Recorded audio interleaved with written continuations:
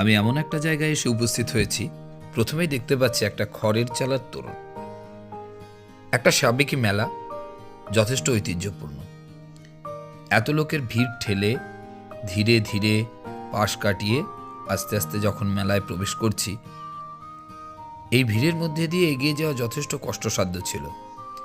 এক হাতে মোবাইল ধরে ক্যামেরাবন্দি করতে করতে এগিয়ে গেছি মেলা প্রান্তরে। আসলে এই মেলাটি যাকে নিয়ে, তিনি আর কেউই নন, মহাত্মা লালন ফকির। তার জীবন দর্শন, তার জীবনধারা এ এক অন্য মার্গের কথা বলে। তো তাকে নিয়েই এই মেলায় লোক সমাগম প্রচুর। এই মেলা সম্পর্কে, তার জীবন দর্শন সম্পর্কে জানতে গেলে আমাদের অনেকটাই অপেক্ষা করতে হবে। তাই মেলায় যারা এসছে তাদের কাছ থেকেই শুনে নেব এই মেলার কাহিনী। একটু দূরে দাঁড়ান। আচ্ছা, এই দিকটায় দাঁড়ান, একটু কথা বলবো, এই মেলাটা সম্পর্কে একটু জানবো। জায়গাটার নাম আসাননগর ভীমপুর।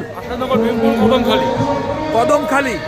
আচ্ছা, এখানে মূল মেলাটা শুনেছি লালন মেলা সম্পর্কে। আচ্ছা, লালন, যে মহাত্মা লালন, তার জন্মদিবস না মৃত্যু দিবস হিসাবে এটা পালন করা হচ্ছে? এটা মৃত্যু দিবস, তিরোধান দিবস। তিরোধান দিবস এভাবে নয়, কার্তিক মাসের 1 তারিখে তিরোধান হিসাবে পালন করা হয়। তারপর থেকে মেলাটার সূচনা হয়।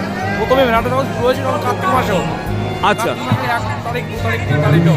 আচ্ছা, আপনি কোথা থেকে এসেছেন মেলা দেখতে? শুধু নাইকুড়া গ্রাম থেকে এসেছি। শুধু নাইকুড়া গ্রাম? এটা কি আসাননগরের পার্শ্ববর্তী গ্রাম না অনেকটা দূরে? পার্শ্ববর্তী গ্রাম।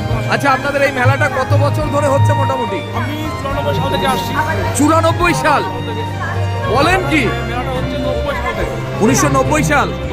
এই মেলার কোনো প্রতিষ্ঠাতা বা কেউ, কারো নাম কি জানা আছে? কেউ, কোনো একজন ব্যক্তির নাম?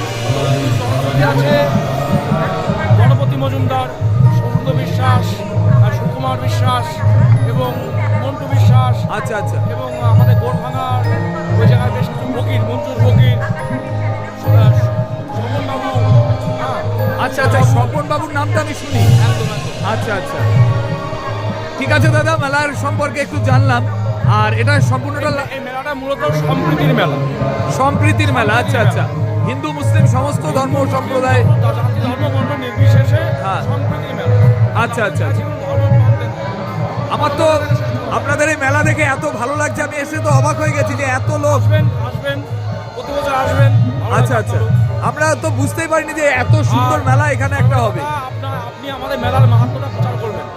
আচ্ছা, আমি একটু মেলাটা ঘুরে দেখাবো। করেন। ধন্যবাদ। করুন। ওকে ওকে।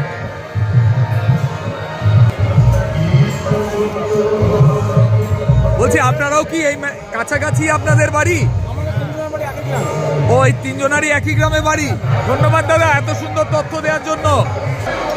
আসাননগর কদমখালি লালন তীর্থ, এটি মহাত্মা লালনের একটি বেদি।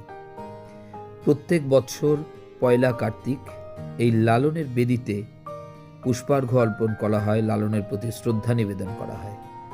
দিনটিকে লালনের তিরোধান দিবস হিসাবে পালন করা হয়।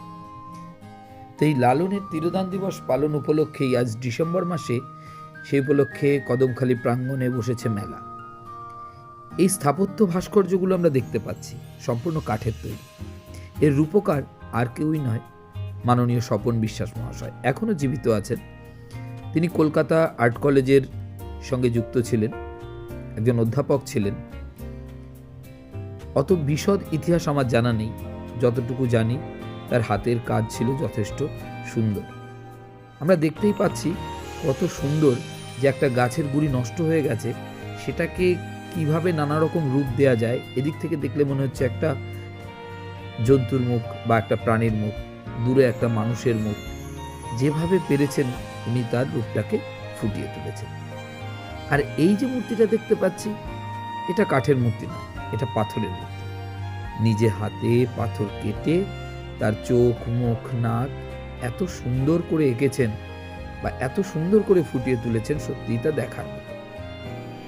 এগুলো দেখতে হলে অবশ্যই আপনাকে আসতে হবে আসাননগর কদমখালি প্রান্তরে, যেখানে লালন মেলা অনুষ্ঠিত হয়।